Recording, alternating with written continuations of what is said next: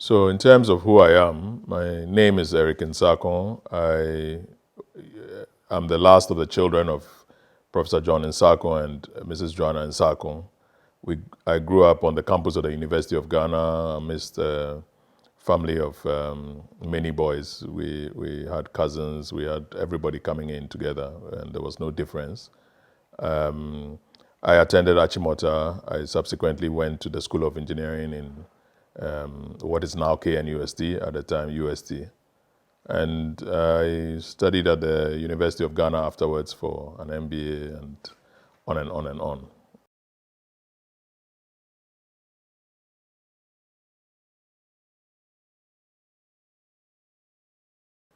So interestingly, regarding my career at MTN and the years there, I actually worked as business solutions head and then sales head. I never headed IT and engineering, but I understand why there have always been overlaps in the narrative because my career previously, I had been chief information officer for Airtel, I had been chief information officer for Tigo, I had been chief information officer for Ghana Breweries. So I'm very much associated with the IT community. And today I'm head of engineering for Stanbic Bank. But at MTN, I went there as head of business solutions, which at the time was a commercial unit that had been set up to sell what you could best describe as IT-related products. So dedicated internet, leased lines, these hosting services, and so on. So I did that for maybe the better part of 2011 to 2014.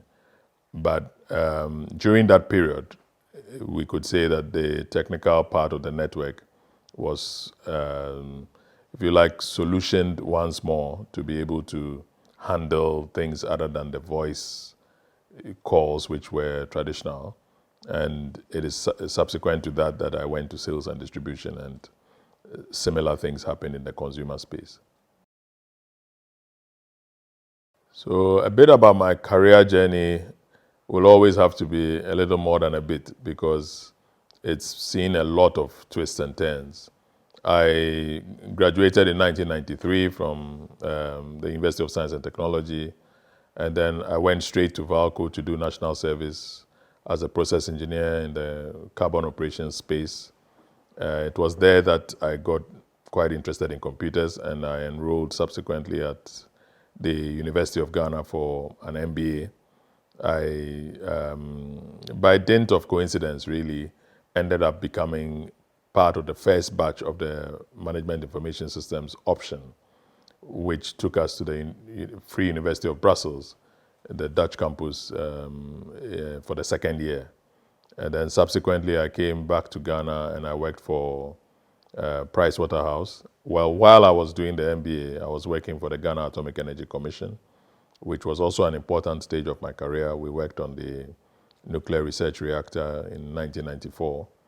And after that, I went to Price Waterhouse. I worked as a management consultant on projects like the Public Financial Management Renewal Program and the salary surveys of the public sector at the time. I went on to KPMG, worked on many assignments for corporations, including Gasem, Achimota Brewery, quite a few. And from there, I went to British American Tobacco as regional sales manager, which was my first baptism into the sales fraternity. And from the sales job, which lasted probably less than half a year, I moved to IT, business systems, and I became business systems manager for British American Tobacco. But it was a vital time. It was a time at which we were automating the supply chain, we were doing manufacturing resources planning, and we went on to Ghana Breweries to become chief information officer. And it was there that I was transferred to Heineken International in Amsterdam and stayed there for 5 years in various roles, in project management, internal audit, and moved back, did some work at the castle with the Kufuor regime, did the evidence-based policy management project under the chief advisor to the president. And then I went into telecom. I went to Discoverytel as a head of an internet service provider, then to Tigo as chief information officer, then to teach GIMPA, Ashesi, Accra Institute of Technology, and then came back to the telecom industry through Airtel as chief information officer, and then MTN, and then banking.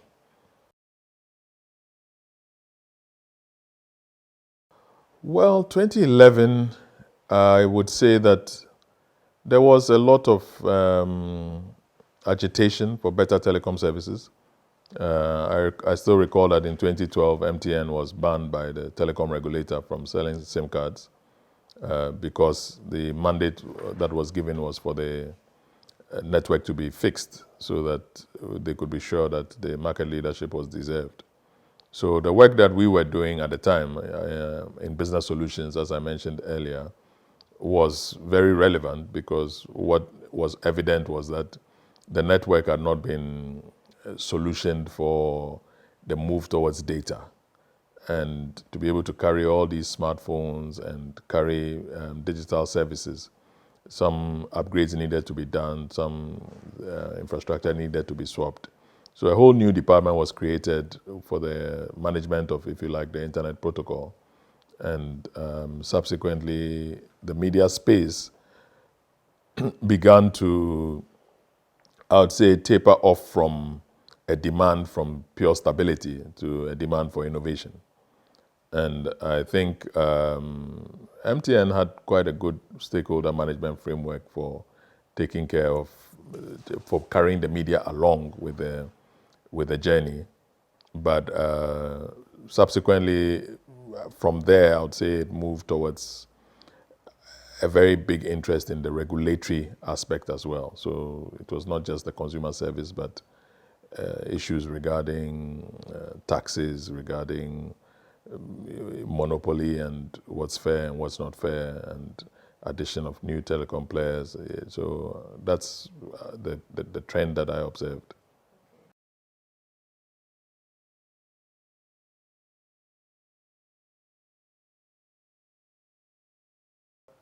MTN specifically, with regard to the team that I worked with, I had a great journey. I started at Business Solutions. I worked with a team of very capable senior managers responsible for the technical, the commercial, the innovation, and most of them are still there. Well, no. The ones in charge of the technical is still there.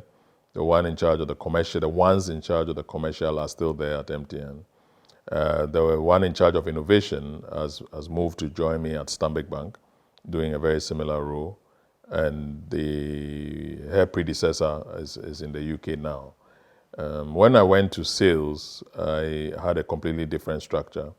And I'm very, very proud of the talent journey that we had in sales, because I had probably 4 or 5 direct reports, but in the structure that was below me, there were probably about 30 people who within the last 5 years or 6 years before I left had moved up.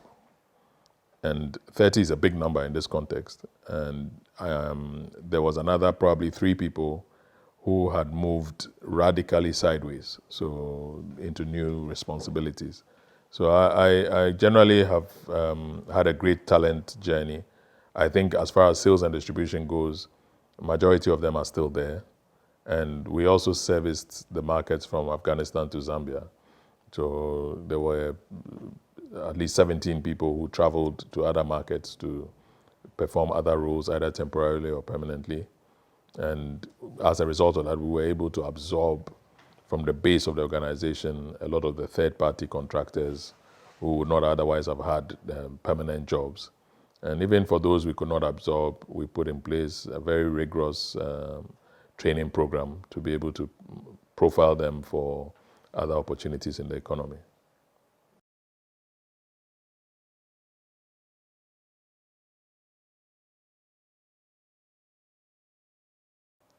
So I was only a salesman, and the work of a salesman is obviously to sell. What we did, I don't know what the competition did, but what I know we did was to make sure that we go back to the basics. So from the Center for Remote Sensing and Geographical Information Systems at the University of Ghana, I had a data set of over 40,000 communities in Ghana, which included communities that had populations of just about 200 people in their front plains and so on. So at best, an enlarged farm, but we monitored all of these. And as a result of that, we were able to task our engineers to say, make sure there's network coverage in each of these settlements and make sure there's a mobile money agent. That was a task for the salespeople. I think it worked quite well. We ourselves voluntarily identified the communities which could not be economically covered, and there were not many. And as a result of that, we had a route to market which allowed us to go settlement by settlement and identify who the leading forces of adoption were on the ground, whether it was a sports coach, student, market queen, whoever, a district chief executive, a politician. The salespeople on the ground would know that they control the message in those areas. As a result of that, it also facilitated the quick deployment of technical teams, considering that, if you want to put a site into, say, Nima, one of your big challenges will be space. But if you know your way around the community, then you can put the generator in one house, run an armored cable, put the site itself in another house, probably even put the tower somewhere else, and be able to deploy your infrastructure. So we had a collaborative model that translated into huge team engagement, huge motivation. And indeed, it transformed the numbers of the industry because I paid attention when MTN released results recently, and I think they had a revenue of over 7.4 billion cedis. And I think that might be almost 6 times the nearest competitor. When I entered the industry, or when I entered MTN, it would be very difficult for MTN to do 2 times the nearest competitor at the time. So innovation translated into bottom line performance. And I believe that the next stage is to try to also ensure that the country does not necessarily return to what it was pre-deregulation, which means that there has to be some pluralism in the ecosystem. So in terms of the models adopted, for me, the most important is the models that inform digital adoption itself. So obviously we have, theories of innovation, Rogers, theories of diffusion, and a lot of work that has gone into the space of why human beings do what they do. In 2019 or 2020, I think 2020, we engaged the Center for Social Policy Studies, University of Ghana, to do a comprehensive analysis of what could be applied to identify the forces behind the adoption of mobile money and smartphones and some of the work that we had done. This, I think, was the most important model in everything that we did because it was driven by social and psychological factors. The business school also looked at the work and sought to identify models of motivation that would have informed the high level of energy within the teams behind driving the success of the company. So technology came in, sales and the channel strategy came in, and there were models in all of that. But I think that the consumer and the employee were the champions of everything that was achieved in that space. And indeed, that has been the story of most other corporates that I've seen or social units as well.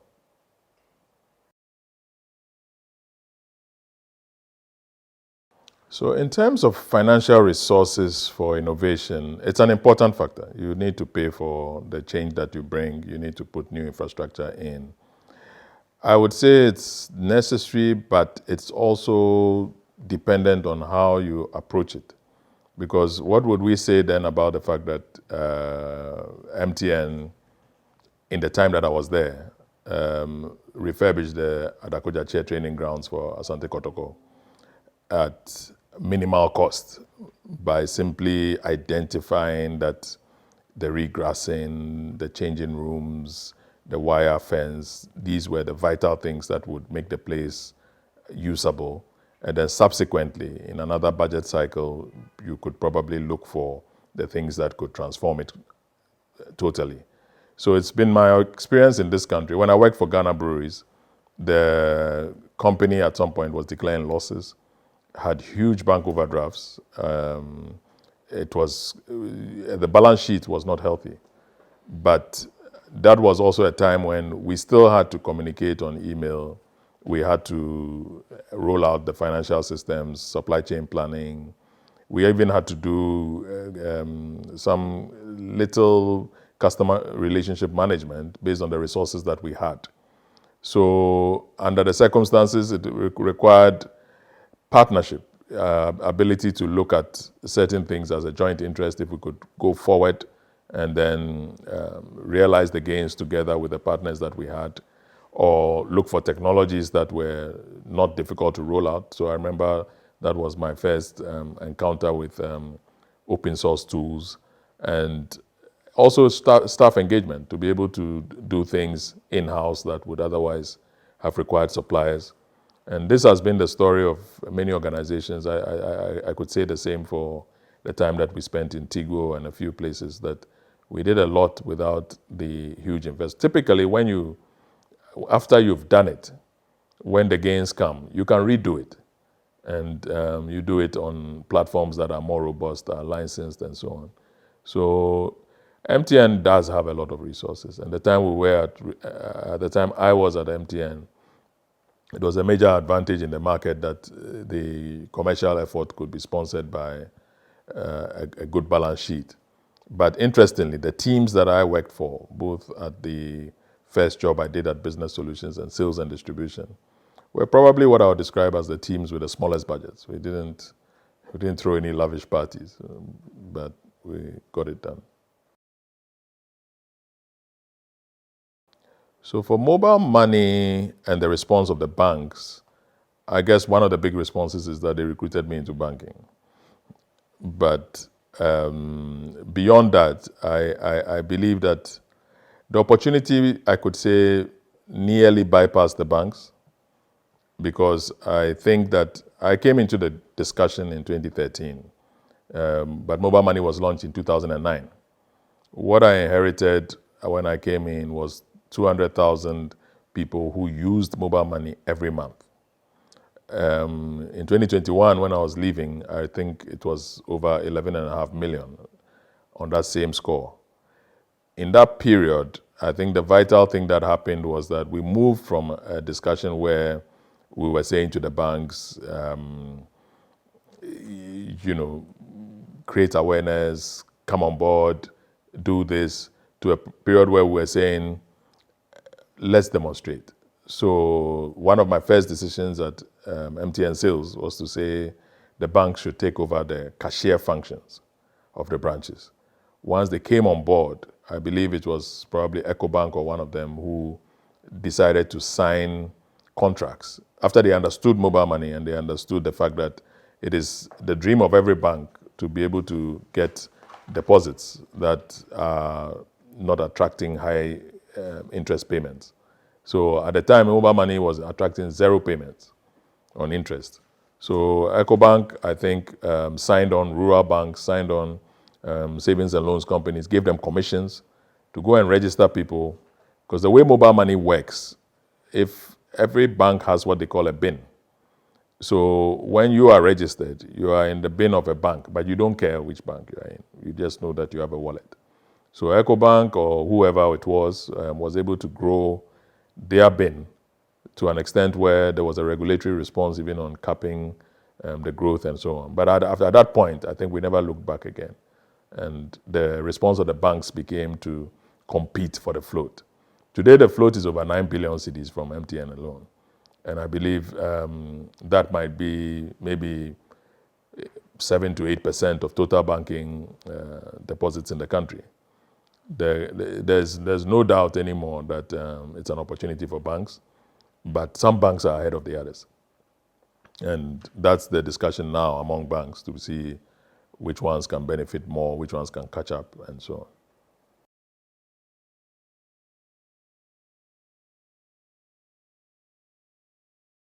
So as far as E-levy goes, I believe that we should be looking at a basic equation, which is volume times price. So if we accept that revenue is quantities or volumes times price, then I believe E-levy has sort of looked at price in isolation. So you can increase taxes in the hope that you will get more. But I think you are better off also increasing volumes and checking whether you're not actually going to get much more than for that tariff increase. I think there's a huge opportunity for volumes because as we speak today, the consumer side of the mobile money or the fintech ecosystem is hardly there. MTN has probably 200,000 merchants, but the Ghana Union of Traders will tell you that they believe their membership is 2.5 million. And they believe that the unregistered members, if you take that into account, then the traders in Ghana will be 7.5 million. The voters register is just about 16 million. So it means almost 1 in every 2 adults are trading. If you are able to bring that ecosystem into the play, which is something that in another initiative outside of MTN, outside of the bank, a couple of us have gotten together and put together a platform that allows you to do an Uber sort of functionality where you could sit every day and say you want a tin of milk, you want a Cerelac, you want one Agbelika Klo, whatever, and the trader should bring it to you. And if you are able to rope people in using innovation, then the volumes you are going to see will explain to you why Amazon is the probably biggest or second biggest company in the world.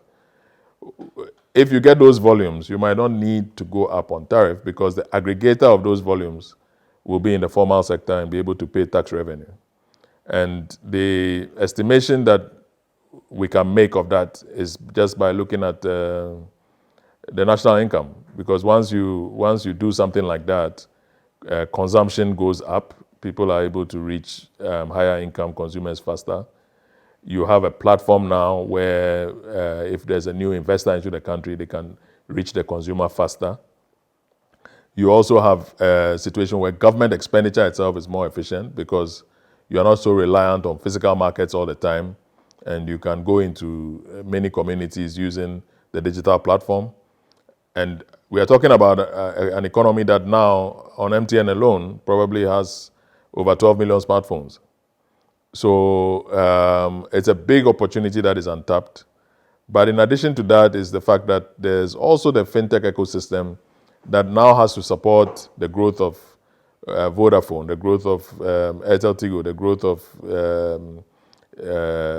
ExpressPay, Haptel, all of them, to be able to expand further in this remittance work that is being done and financial products work that is being done. So there's so much to do that can actually be stifled by a high tariff. But I think a lot of academic insight needs to be built and a lot of work needs to be done to collate the material that will inform the best decisions. So I believe that we should do more work on volumes. Well, generally, I have, as far as talent goes and the identification of talent, I've come to believe that the formal qualifications are very important. So I proceed on the assumption that an engineer can do engineering and a salesperson can do sales. So the ability to get them to perform is a function of giving them visibility of the job they do, giving them visibility of their own progress and opportunity, and of course, compensation. So the discussion as far as my various past employers, including MTN, is concerned, has been to properly motivate the team, properly communicate, properly iron out aberrations in the daily process flow of their jobs, and then use the basic interviews. So as far as promotions were concerned in the jobs that I did, we just set up a panel and we spoke to people. And if they did well, we had records, we had data that could corroborate or otherwise whether that performance was consistent or whether it was a one-off. And I think it worked very well. I think we were also able to stretch into discussions of supporting functions. So the supporting functions would typically be in synergy with the commercial effort in the case of MTN, where I had a sales target. So I had to look at people who could deploy the necessary infrastructure, make the products more adaptable. And when such people were being interviewed as well, sometimes I was on the panel. And in many instances, we were able to build a virtual team that was solid. And we planned together, we did a lot of stuff together. Today, 1 year on from MTN, I would say that I'm still in touch with 50% people who I worked with directly and 50% indirectly. And that was the same when I was in the organization. As far as diversity is concerned, we came to some very good conclusions. One was concerning the role of women in field sales. Very often it is looked at as a man's preserve. In fact, the first team that I was in, Business Solutions, had a couple of women. But the second team, Sales and Distribution, at the time I arrived there, had almost no women in the field. So it was seen as, women go to the shops, men drive the cars and go to the field. Now, I remember a lady called Doreen, and her story has been the turning point for my diversity journey, because I heard that she was in the field. I requested that she should visit my office, but she came together with some male colleagues so we could have a conversation. When she arrived, one of the things she told me was that she makes more money than the men. So I obviously wanted to understand. And she said she gets there early. She joins the women at the time when they are bathing the children, setting up the grocery stands, and she puts her stock. So in Twi, you say, she puts it together with them, and then she leaves. So at 2 p.m., 3 p.m., she comes back and she collects her money. At 9 a.m., the men arrive with the cars. They play loud music, they dance, they do all sorts of things, but the money is gone. So I kind of listened to that. I listened to my cousin who runs a shop in Kantamanto as well. And she said the same thing. The only thing she added was that she also holds the babies as they are starting in the morning, and they have conversations. And out of Doreen's story, I believe we started to put women in the field. I believe women, I still remember the names, Adiza, Sarah, and from everything I hear, they've done a fantastic job in the field. I will not be able to comment on what has happened since, but the diversity story is a matter of great importance for me. I still think that when you are able to tap the creative energy across age ranges and across gender, you are in a very good space.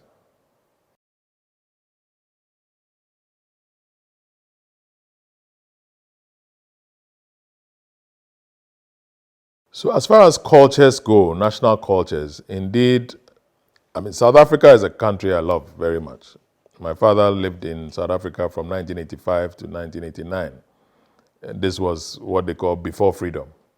So I've seen whites-only schools, I've seen the color bar at work, I've seen matriculation exams for blacks different from exams for whites. I've seen people with rubber bullet wounds.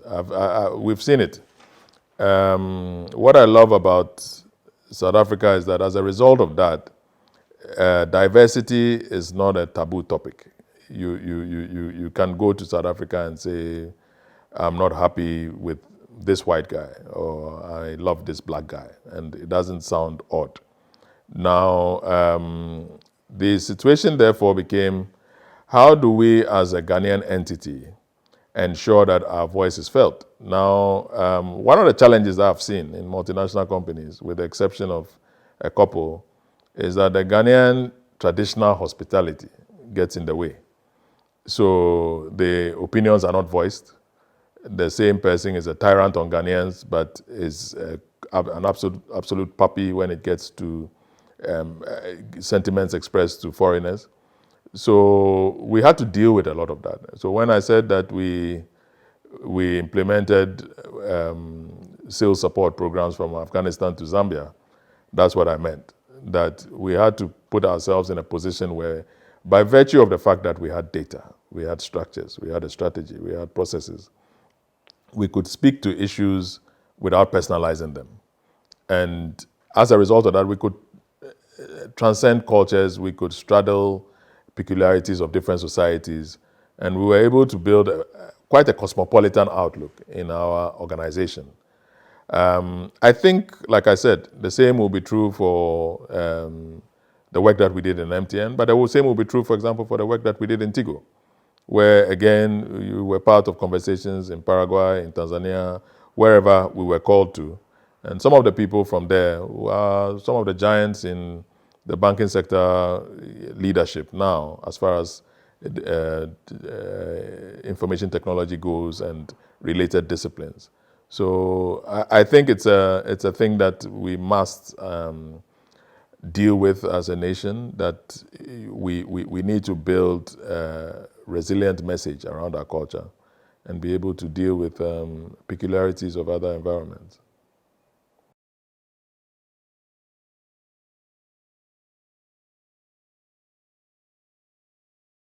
So as far as risk management is concerned, there are many risks in telecom. One of the chief risks of telecom is that you can render a lot of services, and by the time you realize that your billing is disconnected from your service provision, you would have lost all your money. So we worked again very closely with revenue assurance teams and people who had a better understanding of the protection of the revenue sources. But in sales, then you are dealing with the economy. In fact, I talked about the settlement data, which told us about everything that is happening in Ghana. But one of the things that was also peculiar to that data was that salespeople would typically tell me why sales are going up in a particular settlement. Many times they told me that sales are going up in this settlement because smuggling has gone up, because Galamsey has gone up, because Sakawa has gone up. It was seldom that anybody came to me and said a new school has been built or a new factory has been built, and therefore there's higher consumption in an area. So the risks that they were operating with were those risks, that the market was saturated with the people who are doing the activities that are bringing the revenue, so to speak. And I used to joke sometimes that, I have a man sitting in the market who is known to work for our organization. He's surrounded by criminals that he's supposed to report. I have to be very careful what is expected of that guy, because he's either going to have to migrate on the day he files that report, or just perhaps keep his mouth shut.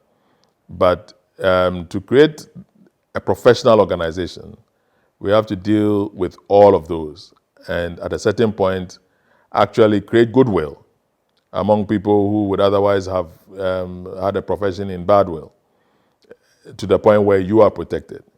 So it's a mixture of setting up a normative organization, one which is bound by the movement and the loyalty and the drive towards a certain motivational level that transcends the oddities of what is on the ground, and then also creating a formal structure. So risk was approached from, like I said, systems before, the market also, and then the whole issue of, if you like, audit frameworks, risk management frameworks. My colleagues in those areas ran frequent audits, and we had to take care of some of these things. At the end of it, I again said lightly that maybe if I had a choice as a salesman between meeting the government statistician and meeting the Inspector General of Police, maybe I should choose the police. Because it seemed as if the crime data is influencing consumption even more than the formal data on the service sector, on the agribusiness, on the industry, and so on and so forth. And that's a risk that we run as an entire society. That it means that you're talking about the foundations of physical security, and we lived with that, and it's part of our risk management experience. So in the space of risk management, to elaborate on what I started, there's a favorite example I give, right? When the Olympic Games were held in Greece, the phone of the Greek Prime Minister was tapped.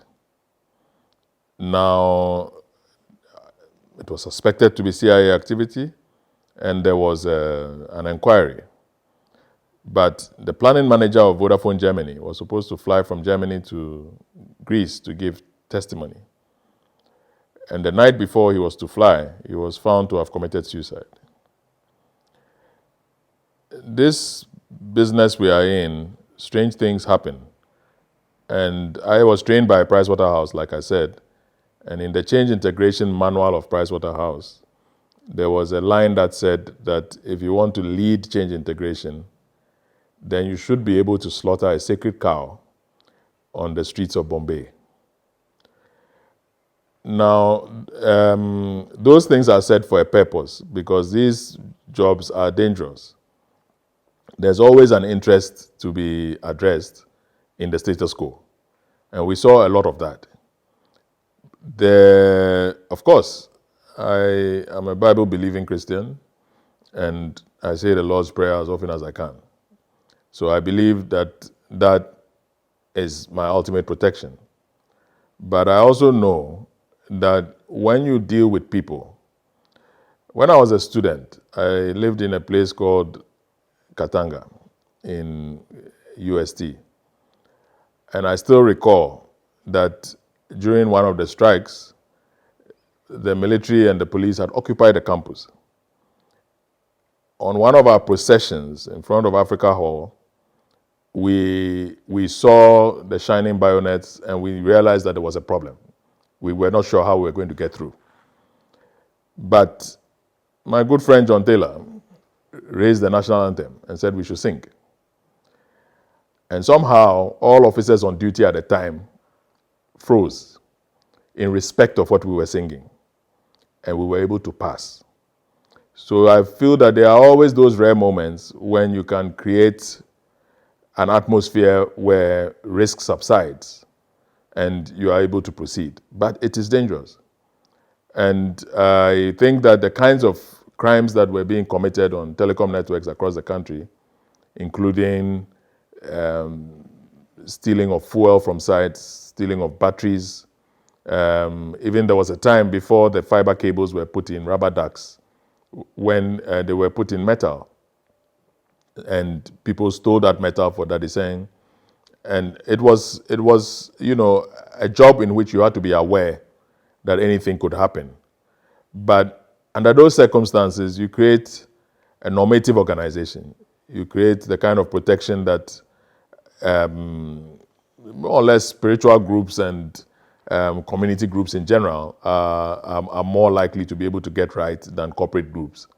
But once you have all that in your favor, and then you have the logical protection where you brief the police, you go for meetings with the cybersecurity unit, you discuss what you've seen, you talk to the criminal investigations department, you lead them to places while protecting your staff. Because one of the biggest issues about the challenges that I described is that the informant is the most vulnerable. And under those circumstances, employees, we have a difficult legal regime where, it's difficult to get somebody to witness without, revealing their identity and so on and so forth. But within all those constraints, the most that could be done I believe, was done, and I don't recall that we lost people to vendettas and some of those more difficult things. But it is a daily risk, especially when you are dealing with technology. So as far as financial risk was concerned, one of the things that concerned me most when I took over MTN sales was the number of people who were being killed for scratch cards. It was a big problem where, in the Kumasi team called scratch cards Sika, because it was seen as something that would be liquidated within a few minutes. And so a big step was to take out the scratch card altogether. It was one of my daily reports, and I kept monitoring it until it was gone. But of course, disruption brings its own additional problems. Mobile money people are being killed now. So the next issue becomes what I spoke about, that the digitization that we spoke about must also evacuate money from the ecosystem. You look at the Bank of Ghana reports, under COVID, the float of mobile money went up, but the float of physical cash went up faster. So now putting exchange mechanisms in place, where if you are a shop and you are selling poultry and you've collected physical cash, as quickly as possible, the guy who is in a mobile money space must be able to get a notification to you to say, bring me your physical cash, because people are withdrawing physical cash from me, and then I'll give you electronic cash. That is the platform that I spoke about a minute ago that, a few of us are trying to put together. But in addition to all of those things, there has to be policy support. There has to be, these cash light society, cashless society, etc., etc. They don't just happen. There has to be deliberate strategy to be able to create some of those things. But financial risk was but minimized by trying to implement digital controls. And then also physical controls. Under certain circumstances, stock has to be policed, reconciliations have to be done. So managers have to be held to task. And you get to a point where you find that your reports and your commissions and so on are being reviewed in a combination of physical and digital sense, and your leakages are minimizing. But you never eliminate them, especially in a sales organization.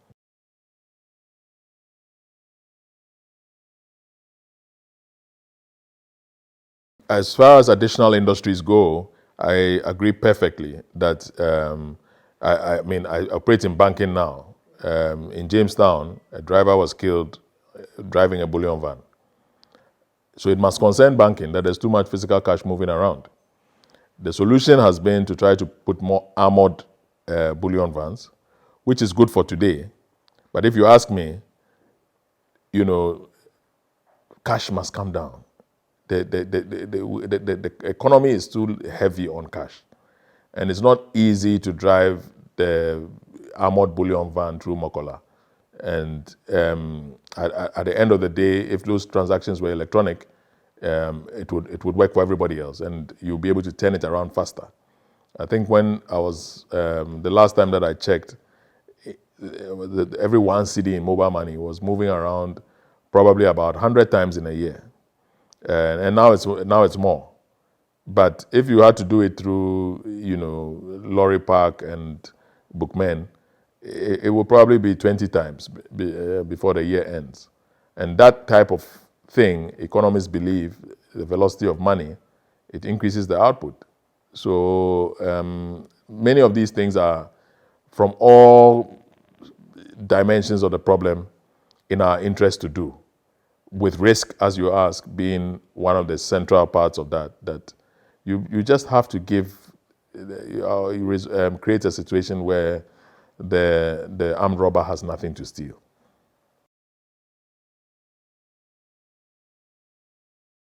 So as far as our national readiness for technology, as for readiness, I think the public is ready. A child is born today, and by the age of 3 or 4, they can at least press on the YouTube icon and something will happen. So the public is ready. As far as the delivery is concerned, we have the combination of innovators, academics, financiers, and the public sector. When you visit Silicon Valley, this is what you see. You see the Sand Hill Road where the financiers are. You see Mountain View, California, where Google is. You see Menlo Park, where Facebook is.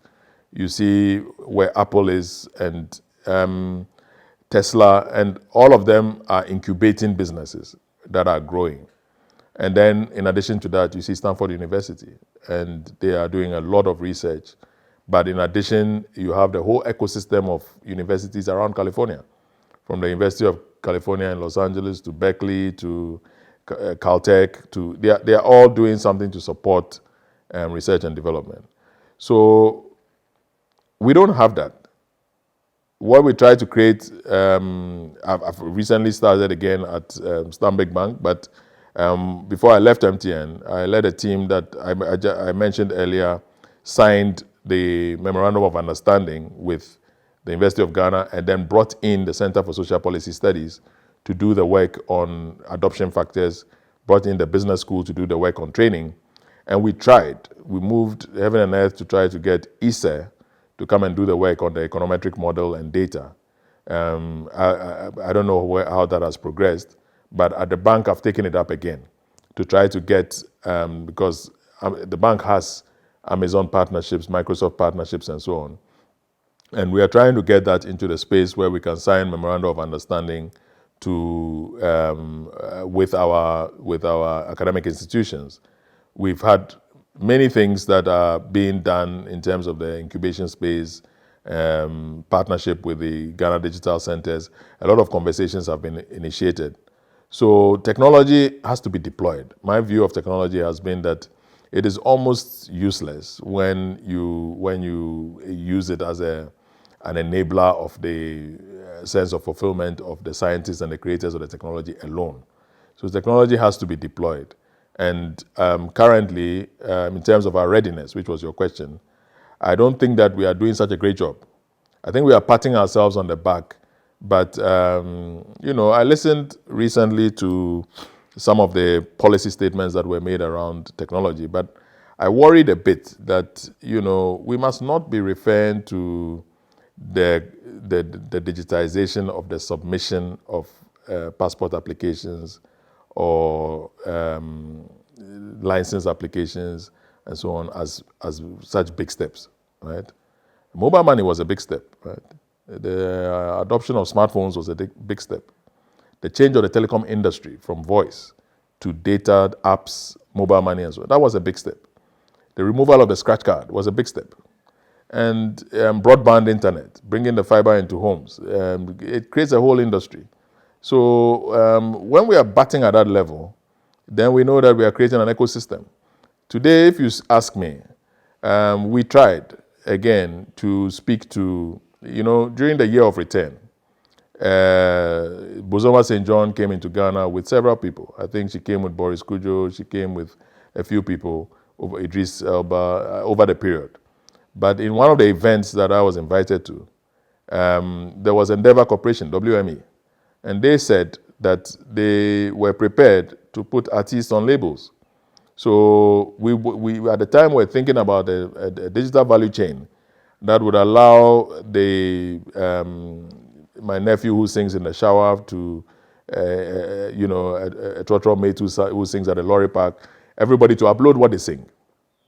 And as a result of that, you do some curating, and then you find the talent. And when you find that talent, you are able to immediately introduce the studio discussions, the label discussions, and so on, to see whether, if those things had gone through, today we might be part of what is being tweeted in Nigeria. Burna Boy goes on Twitter and says, no artist in Africa has ever earned as much as I've earned.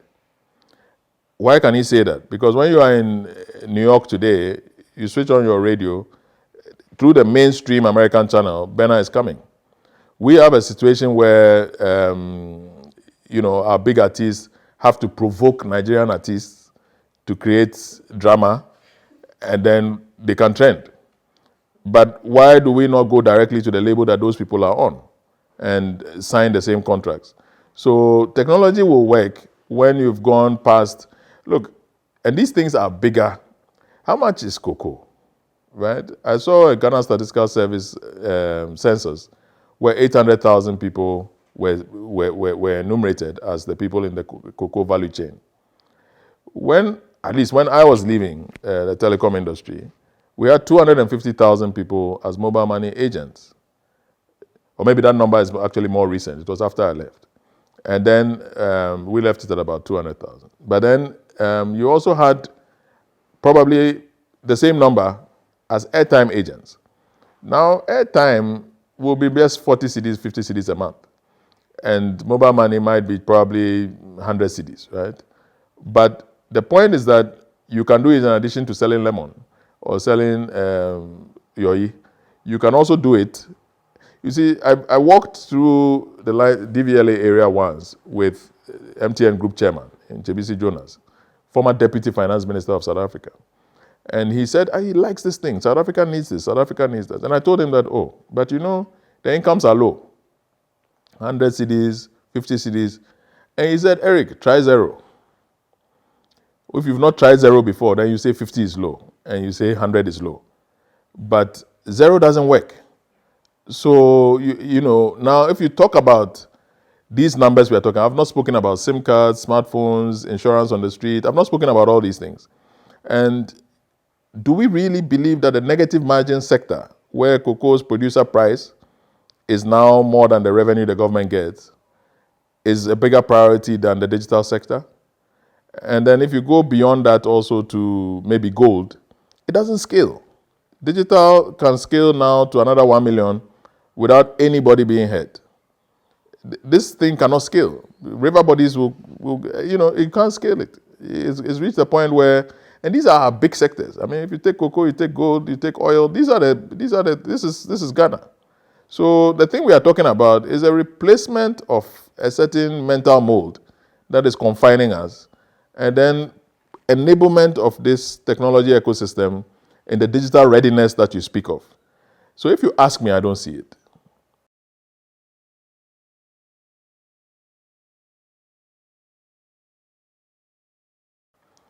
So with regard to partnerships and how we can help foreign entities and international entities to be involved, I think a lot of that is going on. So, for example, you referred to my good friend and colleague Jane Iden-Agerton, formerly of Ericsson, now a big manager at Facebook in Ireland.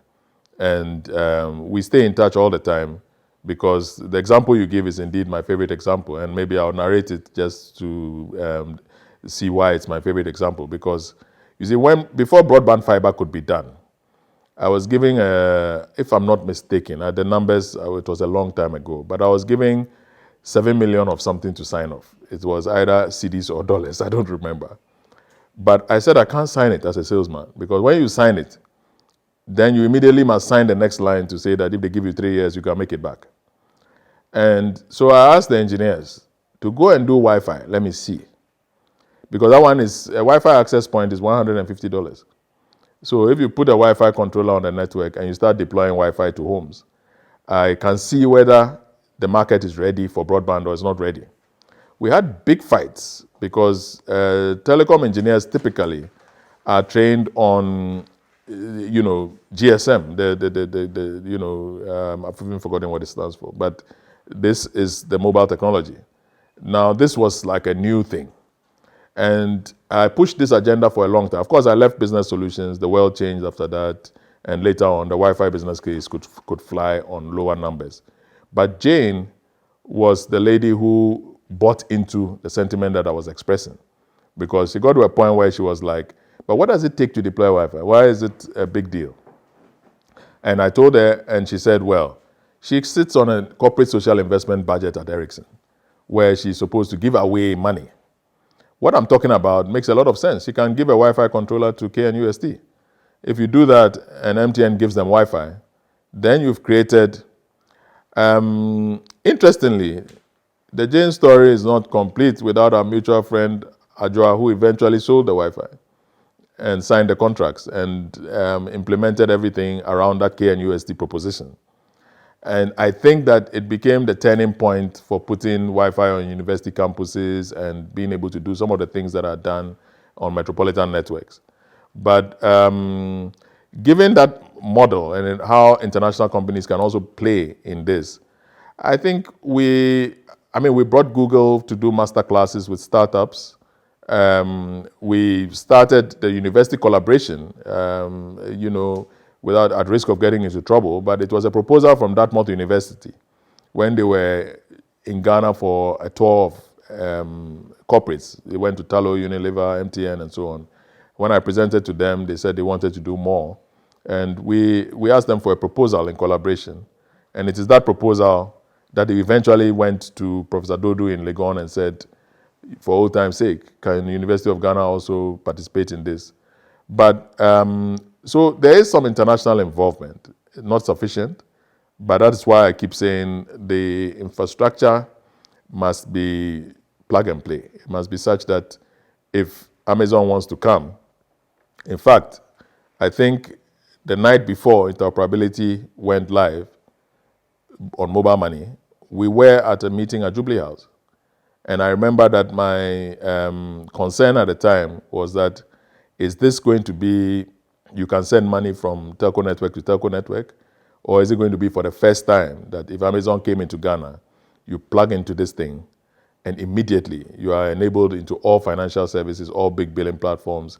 Because when I lived in the Netherlands, I did not know the banks behind my various cards and packing machines and cafeteria till points and so on and so forth. In those days, it was Interpay Netherlands. And if you went onto interpay.nl, you could see everything around your financial universe.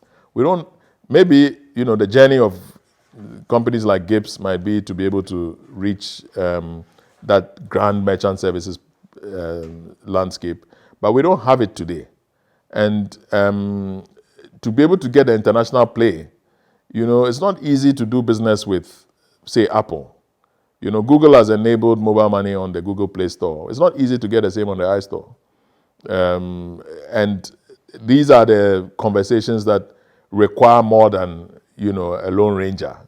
Because many of the things I'm telling you as well, they just remind me of the film London is Falling. If you've watched that movie, at a certain point when the US president was kidnapped, the security around him said to the kidnappers, they said to the terrorists, that you think your problem is to take out the president of America, but he's not one man. He's a set of institutions and a very complex landscape that you don't change the world by killing him. And likewise, for Ghana, a lot of what I'm telling you is phone calls that I made to people, things that I said to people, But as long as you operate as a Lone Ranger in this world, you make no impact. And I think that's the thing around getting international participation. They don't come on the back of a phone call from me or from a Lone Ranger. Not even from the president, in that sense. They want to see a certain ecosystem and then they want to plug into it. And I think that's our struggle. So as far as scalability, you see, the beauty of technology is the ability of Amazon to go and go and go and go and, because there are 8 billion people in the world. So if some of these platforms say that they have 2 billion users, 3 billion users, I've stopped keeping track. What else can they do? They are reaching mankind, basically. And you see that more in this platform economy, like Uber, Netflix, Twitter, they are all counting in those exponential, I haven't spoken even about the Chinese, JD, Alibaba, and so on and so forth. So I think we are very satisfied with very little as far as Ghana goes, because you see it in a lot of our national exercises and so on, that it takes a long time, and we at each stage believe that we've registered enough people. We are, doing 100,000 youth employment jobs, or a certain number of farmers on a certain program, or 150,000 people on livelihoods and empowerment and so on and so forth. And these programs cannot scale because you are talking about the national kitty and tax revenue is finite. So what we mean with technology scaling is that once you take advantage of all the advancements around us. So if you took a brewery business, right? What we wanted to do in those days was to get visibility across supply and across demand. So once you could see that based on the amount of beer in your tank, it meant you needed a certain quantity of malt and sugar, then the person is notified in good time to prepare for you. And that visibility, as long as you maintain it, there's a steady state flowing through.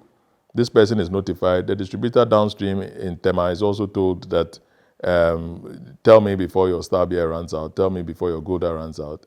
And you have that constant ability to eventually even start to export, like Heineken and so on, export to the United States market. And you can scale. But for the digital platform, if you build it properly, which was what we did in telco, then you are able to scale infinitely because the Amazon does not require you to be in any particular jurisdiction. So you are able to make offerings. So, for example, when Ayoba was launched for MTN, I remember we said at the time that scalability again, how many people in their lifetime will be able to go to the Larabanga Mosque? And how many Ghanaians have been there? How many people will be able to go to the One House Palace? So put all these things on the Heritage app, which we did. I was at the launch of the Memorandum of Understanding with the Folklore Commission, because anything that is not controlled by copyright, that is part of our historical assets, is owned by them. And when we put this into the Heritage app, now Heritage app is in the hands of over 1 million people. So it makes the youth able to say, during Hogbechocho, I saw at the time that the Awemefia came and sat in state. I saw when the football match started. I saw this at Asogli when Togbe was there. You know, we become part of a certain experience. You create more moments. You are even able to get the traditional councils more revenue.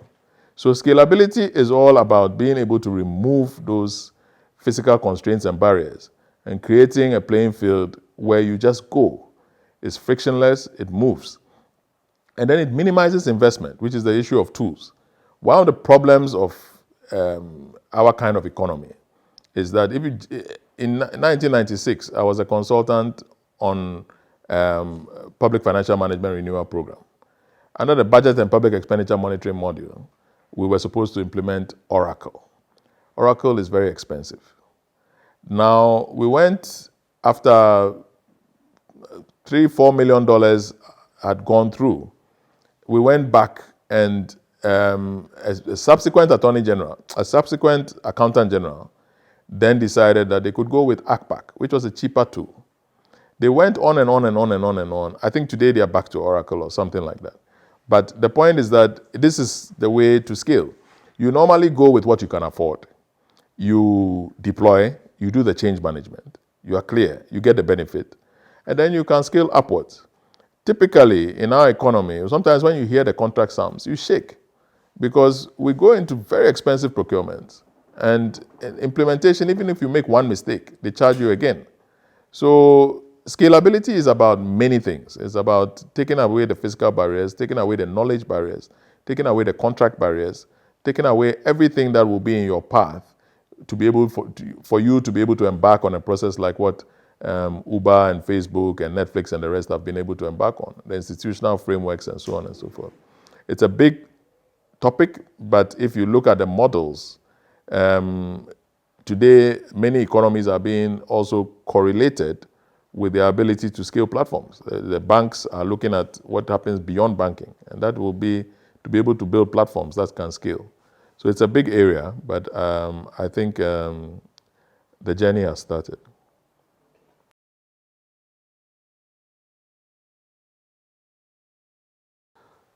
Today, for regulatory frameworks, I think we have some catching up to do. For example, 5G is not yet on tender. The ability to see innovation for what it is and because part of the regulatory platform will be the enablement. You see, ever since I came into banking, I have struggled a bit with the posture of banks as far as the response to regulatory summons and directives is concerned, because it is more about compliance. But when you have a very clear discussion, you also are informed by the changes that happened in the regulation of telecom space in the United States, based on the conversations that were held with people who had a stake in the deregulation of the AT&T monopolies and things that happened subsequently. So there's a requirement for a lot of dialogue. And today, I don't think that we've built the structures around that dialogue. Because those are the same structures we talked about, that they have to be universities, they have to be startups, they have to be financiers. There has to be a partnership model that is able to... It tends to be that these conversations are needlessly polarized or tense because, look, I mean, the chairman of the National Communication Authority, Eric Nsarkoh, is my schoolmate, right? He was a year behind me. Joe Anochi, Director General, is somebody I know very well. The previous era, William Tevi was a person who was in the industry for a long time, and we had met many times. So when we make these statements, and sometimes people try to sensationalize them as a critique of a person or an individual, I know the people involved. I know the constraints that they have. Isaac's mate, Osebensu's mate, was George Anda, who was the former Deputy Minister of Communication. Opayansa, who was there in the Kufuor era, was also, somebody. So I'm just saying that this is, an incestuous conversation involving family.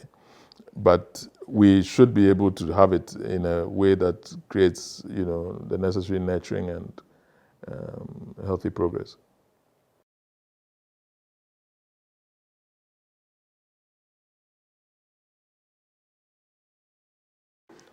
So Ghana culture and business is also quite interesting. You see, I worked under many people, and I have some favorites, like everybody else.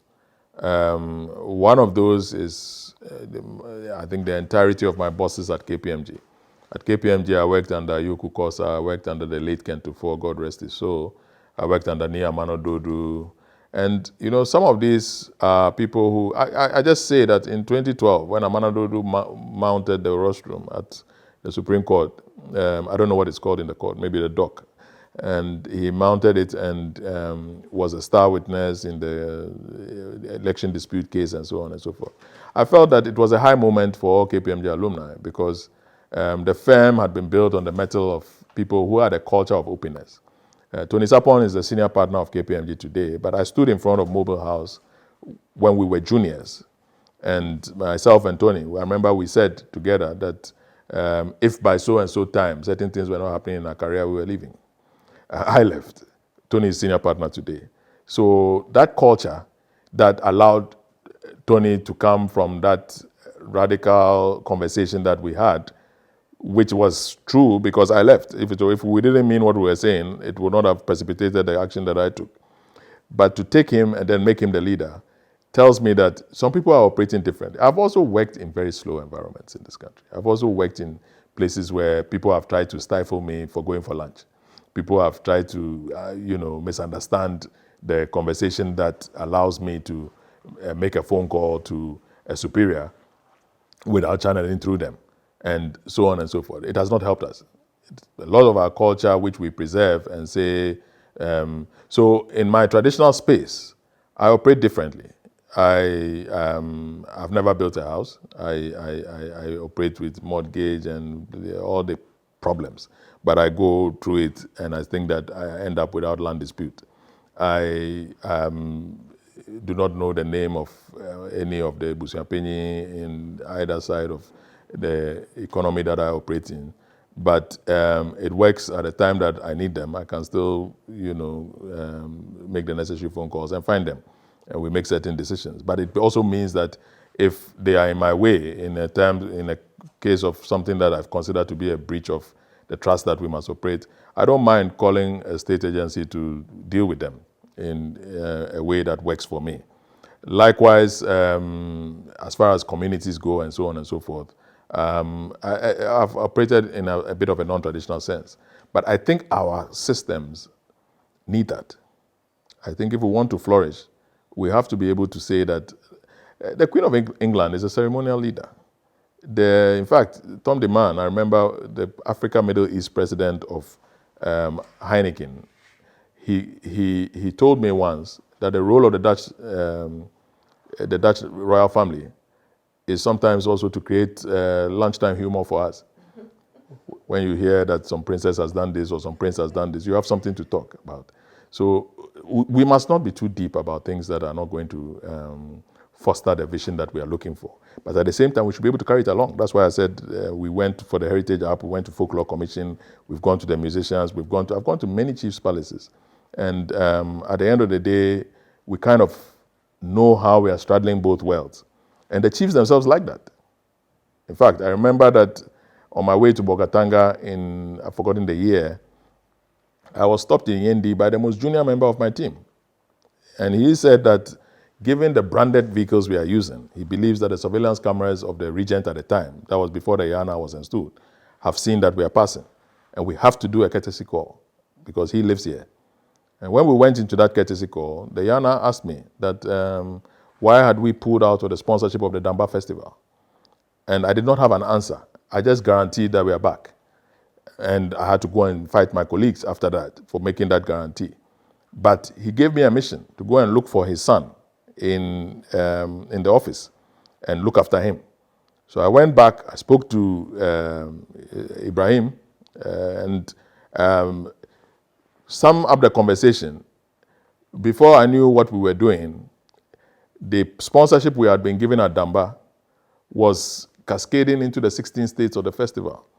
The only thing that we were required to do was the cow that he would step over to commission the festival was to be purchased. How much was the cow compared to? But the point I'm making is that big corporate journeys have begun with our culture and ended there. But the ability to rewrite the rules of our culture depends on the mastery of the culture. So typically, we pay attention to what is going on, but we also urge people that don't be constrained.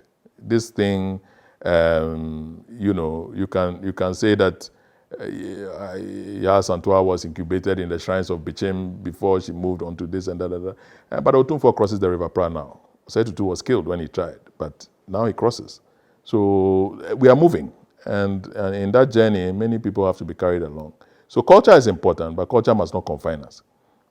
And some of our great corporate leaders have demonstrated that. That's why I gave KPMG as an example. So still on the culture message, sometimes the part we misunderstand is the youth culture. So many times also we sat down and we looked at market research reports that tried to suggest that there was a social use of the internet and there was recreational use of the internet. But I still recall a young man who told us that the economy of Ghana is a jungle economy. That was his expression. I asked him to elaborate, what do you mean by jungle economy? And he said when he wakes up in the morning, he looks at the statuses of his friends on social media. Somebody is selling a shoe. Somebody is selling meat pie, whatever. And he says he goes and copies all of it. And then he calls the people, he checks the prices, and he goes and marks up the prices. So at the time that the internet goes down, he is losing money.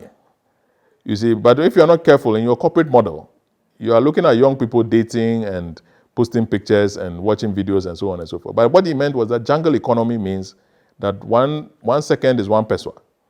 And that's the kind of recognition that we all need in mapping our cultures together. Young people are not wrong. They sometimes have a lot. Of course, the excesses of youth, I don't also think that the role of a young person is to be patient. Otherwise, how would the world change? So the excesses of youth have to be contained and managed. But our receptiveness to the transforming power of youth impatience is also important for progress.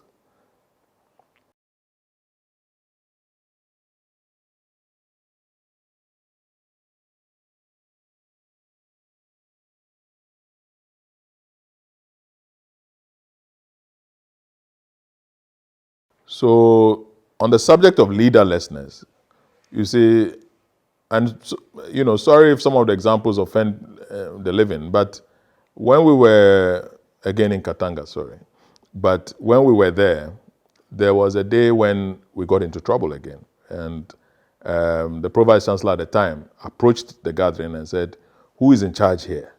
And we said, "Nobody." But we meant it when we said nobody. Because in the structure of Katanga, there was Katanga was different from like Commonwealth Hall in those days.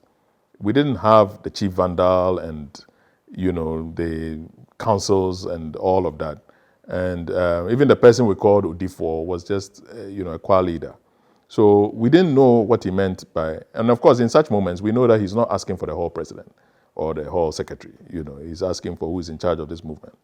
Now, what I mean is that in many of these moments when great innovations are created at corporate level, people forget some of these things about players on a park.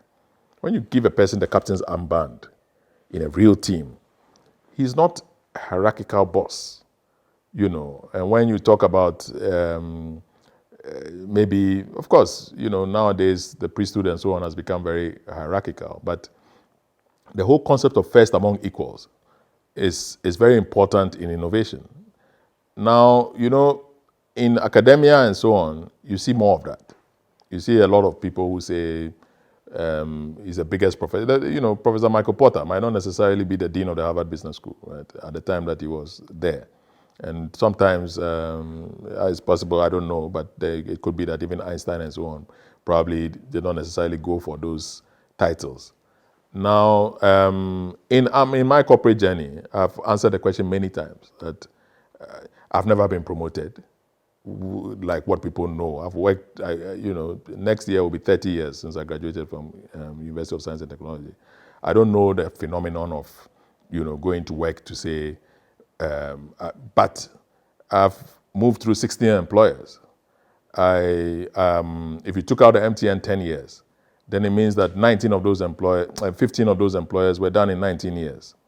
If you take out the Heineken Group, the jobs I did for Ghana Breweries and Amsterdam, then it means that 13 jobs in 12 years. So those 13 jobs were averagely, less than a year. Every door still opens of each of those. I can tell you in almost every quarter that I hear from people from almost all of those employers, with the exception of Valco, which was my first. So those ones, I think, are a bit in the past now. But the leaderlessness I speak about is the ability to move in circles and be able to connect with everybody who's going to aid the journey. Maybe if I had sought in my rise to get a promotion, I would have to be more conventional. If I had sought to be a chief executive, there are certain requirements where you have to engage government ministers, you have to go for annual general meetings and so on and so forth. But that was never my style. It doesn't mean I cannot do it. Many times I've done it on behalf of organizations and so on and so forth. I can do it. But I know that when I'm in my true stride, I'm in leaderless mode, and I'm also prepared to follow. And I learned that from the best. In KPMG again, I went for assignments where the partner would say, "You are the one with the relationship with the client. So open the door. When we get in, I'll back you." And it worked. So I think generally I like that culture, but I also recognize that, to your earlier question, in our environment, sometimes it is considered as if the hierarchy is sacred.